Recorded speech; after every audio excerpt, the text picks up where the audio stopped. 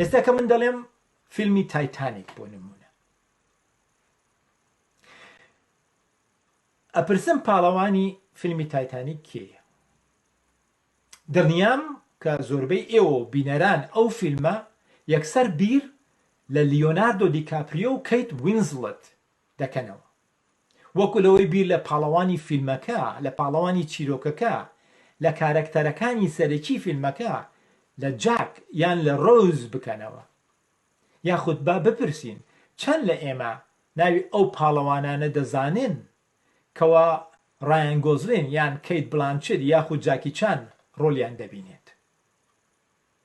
چەند ناوی پاڵەوانەکان دەزانین لە فێڵم؟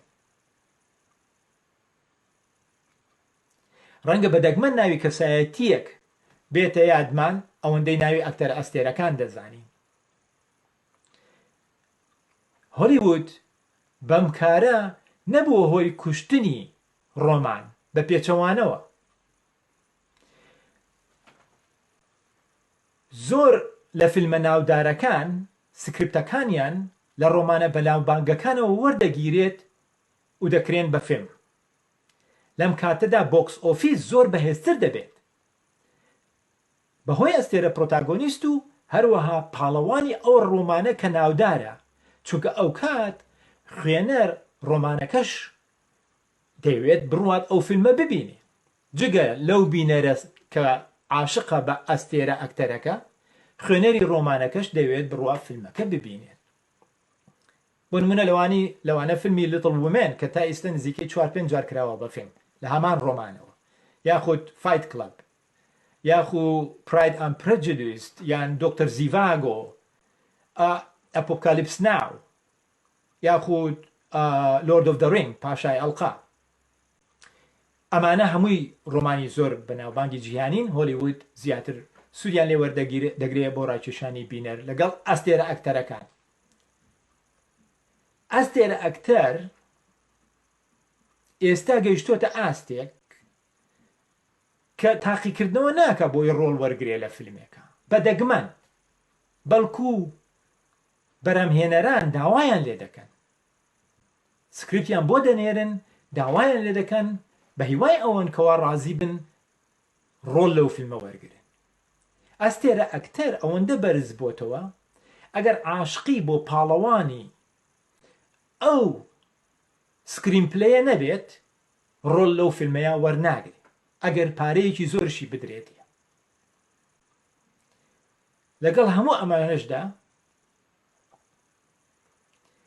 ئەگەر پاڵەوانی ڕۆمانەکە یان پاڵەوانی سکرپتەکە نازدار و سەرنجڕاکێشەر نەبوو، ئەوە ئەستێرە ئەکتەر بایەخیان بۆ نابێت و ئەو ڕۆڵە نابینن.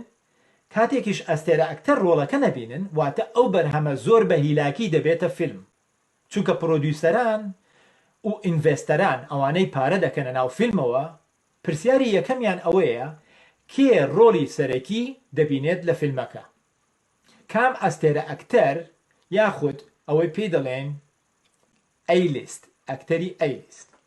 واتە تۆ ئەکتەری ئەیلیستت بوو لە فیلمەکەت بایەخی پێدرێ، دروست دەکرێ و بازاری دەبێ. ئەگەر بێت و ئەیلیست ئەکتەرت نەبوو، زۆر پەریشانی بە خۆتەوە دەبینیت تاکو بتوانی سکرین پلەیەکەت چیرۆکەکەت بکەی بە فیلم. لە فیلمی ئەپۆکالیپس ناو مارلۆن براندۆ ڕۆڵێکی زۆر کەمی هەیە، بەڵام لە ڕاستیە ڕۆڵەکە کارەکتەری سەرەکی فیلمەکەیە، پاڵەوانی فیلمەکەیە، ئەمەندە نازدار نووسراوەتەوە، چی لە ڕۆمانەکە و چیش دوایی لە سکرپتەکە خۆی لەلایەن فرانسیس فۆرد کۆپۆلاوە کە کراوە بە سکرپت، ئەوەندە نازدار ئەو ڕۆڵەیاندا ڕشتووە کەوا ئەستێرە ئەکتەرێکی وەکو مارلۆن براندۆ عاشق بێ پێی و ئەو ڕۆڵە ببینێت. پاڵەوان زۆر گرینگە چۆن دای دەڕژیت و پاڵەوان جۆرەکانی زۆرن. پاڵەوانمان هەیە تاکە کەسیەواتە بە تەنیا خۆی وەکو هاملێت تاکە کەسێکە گشتی چیرۆک لەسەر ئەوە بە دەوری ئەوەوە دروست بووە. پاڵەوانمان هەندوو کەسین وەکو ڕۆمیۆ ئەند جولیێت یان فیلمی پرتی وومان. پاڵەوانمان هەن چەند کەسانێکن وەکو ماگنیفیسنت 7 هەمویان ڕۆڵەکانیان زۆر زۆر گرینگن پاڵەوانن. گرنگ ئەوەیە تو بزانیت پاڵەوان تەنها ڕەش و سپی نییە خراپ و باش. زۆربەی زۆر جار ئێمە وا بیر دەکەینەوە یان خراپە یان باشە. نە بە پێچەوانەوە پاڵەوان مرۆڤە، مرۆڤش زۆر ئاڵۆزە. بۆ نمونە ئەگەر تەماشای پاڵەوانەکان بکەین لە فیلمی سایکۆ، لە فیلمی ئەپۆکالیپس ناو کە ئێستا باسم کرد، لە فیلمی ئێرین برۆکۆڤیچ، زۆربەی ئەو پاڵەوانانە ئەو فیلمە بەناوبانگانە هەرزوو بۆمان ڕوون دەبێتەوەکەوە یەکەم ئەو پاڵەوانە جگە لەوەی کە کێشەی هەیە لەگەڵ مرۆڤەکانی دەرەوە یان لەگەڵ کۆمەلگا یان لەگەڵ سیستەمی دەستەڵات یان لەگەڵ سروشت، کێشەی لەگەڵ خۆشیە هەیە. ئەمە جگە لەوەی کە دەبینن پاڵەوان کۆڵنەدەرە، ئەگەر لەو سەرا نەگاتە ئامانجیش تاکو کۆتایی ژیان هەرگیز ئەو پاڵەوانە نابێت کۆڵ بدات. ئەمە خاڵی سەرەکی پاڵەوانە کە بۆی ئەکتەرەستێرە عاشقی بێت. بێگومان دژە پاڵەوانشمان هەیە ئەوەی پێ دەوترێتن ئەنتاگۆنیست. بینەر زۆربەی کات خۆشەویستی پەیدا دەکات بۆ پاڵەوان سەرەکی بەهۆی کردارەکانی دژە پاڵەوانەوە. دژە پاڵەوان ناوەکەی بەخۆیەوەیەتی کەوا دژایەتی پاڵەوانی سەرەکی دەکات. بەڵام ئەمیش مانای ئەوە نییە کە تەنها کابرایەکی خراپە و پیاوکوژە و ئیتر هیچی تر. نەخێر، ئەگەر بەوردی سەرنج دژە پاڵەوان ئەنتاگۆنیستەکان بدەین بۆمان ڕوون دەبێتەوەکەوە بە هەمان شێوەی پاڵەوان نووسەر و فیلمکار بایەخیان زۆر پێدەدات. وهروە زۆر جار ئەستێرە ئەکتەر ڕۆڵی دژە پاڵەوان وەردەگرن چونکە دژە پاڵەوان بە شێوەیەکی زۆر نازدار دروست کراون. بۆچی دژە پاڵەوان گرینگە زۆر بە شێوەیەکی بەرز دروست کرێ تاکو پارسەنگ وەرگێ لەگەڵ پاڵەوانە. چەند دژە پاڵەوان بەهێزتر بێت پاڵەوان دەبێ ئەوەنە زیاتر بەهێز بێت. جگە لە ئەکتەری ئەستێرە و پاڵەوانی ڕۆمانی ناودار و گرنگی دژە پاڵەوان، دەرهێنەری فیلمش ئیمڕۆ هۆلیوود وای کردووە کە ئەوانیش ڕۆڵێکی زۆر زۆر گرنگیان هەبێت لە ڕاکێشانی بینەر. لەوانە کلاسیکیەکانی وەکو هیچکۆک، دێسیکا، ئینگمار بێرگان، کۆرۆساوا کە ئەمانە لە ڕاستیە هۆلیوودش نین، بەڵام ئەوانیش بوون بە ئەستێرە دەرهێنەر و ئەوانش بوونە هۆی ئەوەی سەرنجی بینەر ڕابچێشن. لە سەردەمیەکانە دەرهێنەرە ناودارەکان وەکو هەمومان دەزانین وەکو ئەلێخاندرۆ ئینیاریتۆ، فرانسیس فۆرد کۆپۆلا، مارتین سکۆرسێزی، ئەلفۆنسۆ کۆڕۆن، ئەمانە تۆرناتۆرێ، گای ریچی، جەیمس کامەرۆن، ئانگلی، بۆنگ جۆن هو، ئەمانە هەموو دەبنە هۆی سەرنجڕاکێشەنی بینەر.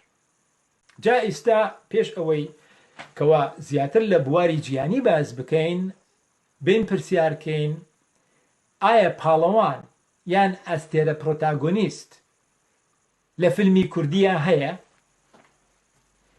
لێکۆڵینەوە بەوردی و لە گرنگی پاڵەوان و ئەستێرە و پرۆتاگۆنیست بۆ ڕۆمان و فیلم بایەخێکی زۆر زۆری هەیە بۆ هونەر و بازرگانی فیلم، چونکە دەبێتە هۆی بوونی خوێنەر و بینەر. لێرەدا بۆیە بە سەرکەشی باسم کرد بەڕاستی بۆ ئەوەی بتوانم پێشەکیەک بدەم تاکو بتوانین بینە سەر باسکردن لەسەر فیلمی کوردی، لەسەر نووسینەوەی بەهرەیەی کوردی، لەسەر ڕۆمانی کورد. بەبێ ئەو پێشەکیە ڕەنگە ئەوەندە سوود نەگەیەنێتن. ئایا ئەمان چ کاریگەرێکیان هەیە لەسەر فیلمی کورد و لەسەر بازاری فیلم لە کوردستان؟ وەکووتمان پاڵەوان و کردداری پاڵەوان دەبنە هۆی دروستکردنی چیرۆک و دەبنە هۆی دروستکردنی فیلم. کێشەی کورد سەرەکی ئەوەیە کەوا پاڵەوانی نییە، یاخود بڵێن پاڵەوانە ناسراوەکانی کورد زۆر کەمن و بە پەنجە دەژمێردرێن. مەموجدین، خەجە و سیامان، کاوەی ئاسنگەر کە ئەمانە هەموو پاڵەوانی نازدارن، خولە پیزە، ناومان بیستون، بەڵام زۆر کەمن.